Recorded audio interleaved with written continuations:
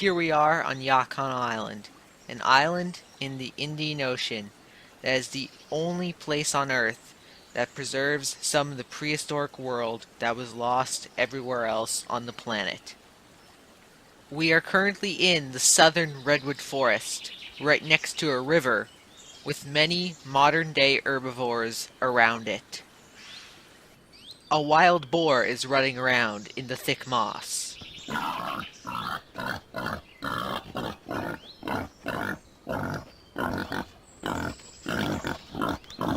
A giraffe is feeding on the tall ferns. And a herd of moose and zebra have come down to the river to drink. And what about the prehistoric animals? You might be thinking that dodo birds live here, or maybe the last population of woolly mammoths. But no, this place has animals from much farther back in time.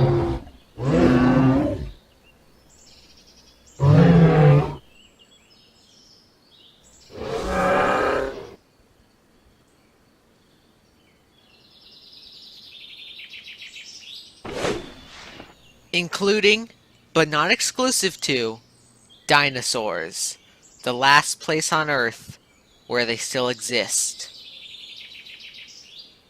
And this means that the mammals must expect large carnivores to come and hunt them.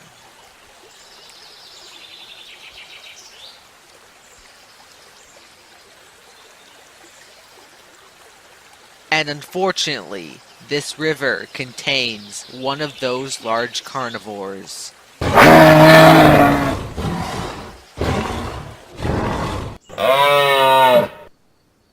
This is a Spinosaurus yatcanais.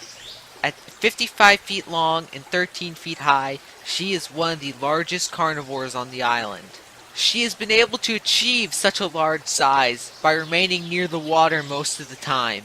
This way she avoids competition with most other predators. Back 112 to 72 million years ago, Spinosaurus mostly ate fish. But today, there aren't any fish big enough to feed a Spinosaurus. Those will come later in the wet season. So for now, she must feed on land animals instead. We will be naming this one Stephanie, and she is a threat to any animal that wanders too close to the water surface. The herbivores move off. They will not return for several hours after such a scare. But they must return at some point for water. And if she is still hungry, Stephanie will be waiting for them.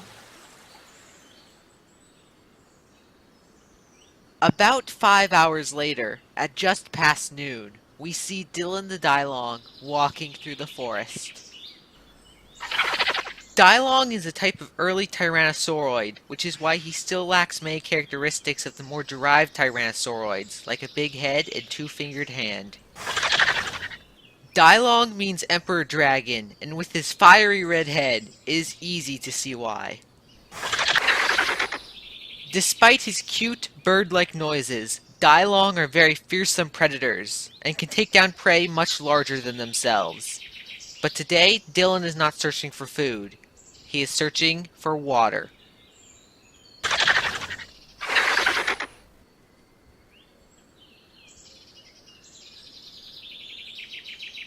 Dylan approaches Stephanie's river, but unlike the dim-witted herbivores, he is no fool.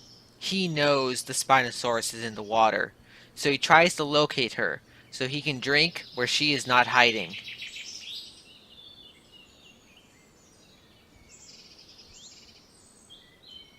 But despite his best efforts, he cannot locate her. Stephanie is just too good at hiding.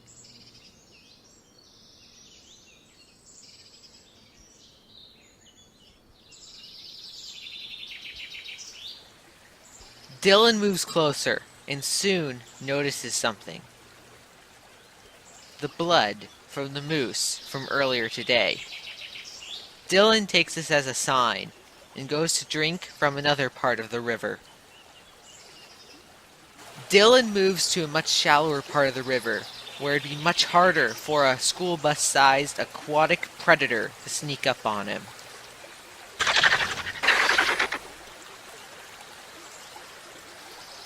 However, he is still careful and watches the water closely.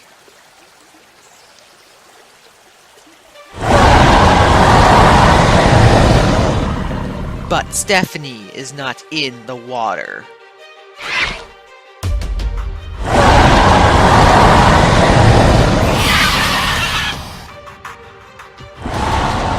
Stephanie does not waste her time chasing the small dinosaur.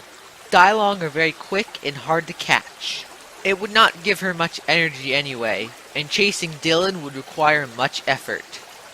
Right now, while times are good and Stephanie has a moose in her stomach, such small, fast meals are not worth it. Deeper in the forest, we see Cedric stalking around for prey.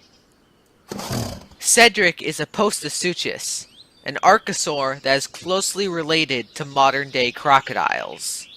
But unlike crocodiles, he is fully terrestrial, as well as semi-quadrupedal, being able to walk on 2 legs as well as all 4s. His species is one of the most ancient animals on the island, dating back to the early Triassic period, over 200 million years ago.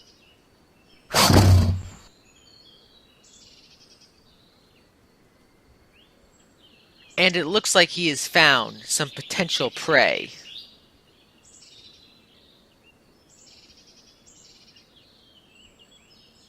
In the group, the Hypacrosaurus looks injured.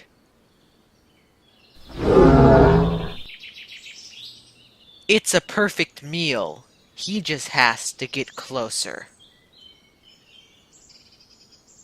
But before he can, a pair of white-tailed deer spot him.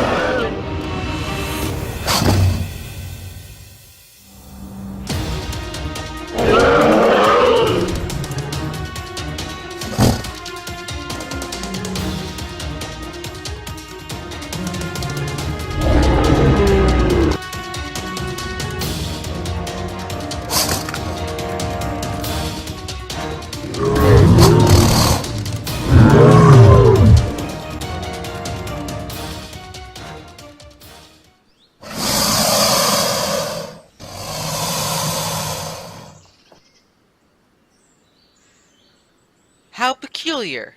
Instead of eating his kill on the spot, he appears to be dragging it farther into the forest. I wonder where he could be going. Near the end of the day, at about 5 o'clock, we see Dylan the Dylong walking through the forest. Dylan last ate 2 days ago, and because of his small size he does not need much food, but he does not want to wait for starvation to kick in before he gets some.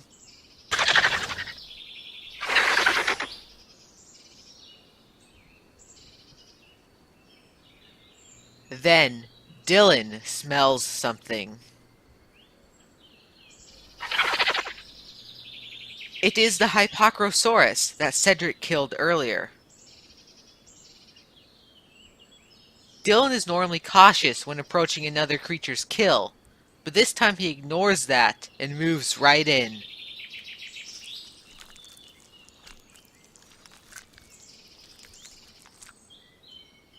But this might have been a mistake. This is Kristen the Lythronax.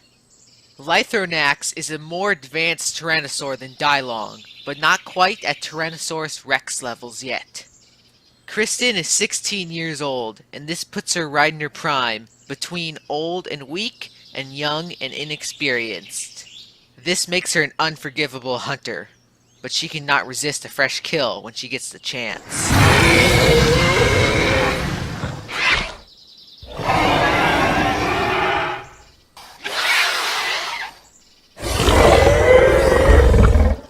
Dylan wisely retreats. He knows better than to mess with the Lythornax, his bigger, bulkier cousin.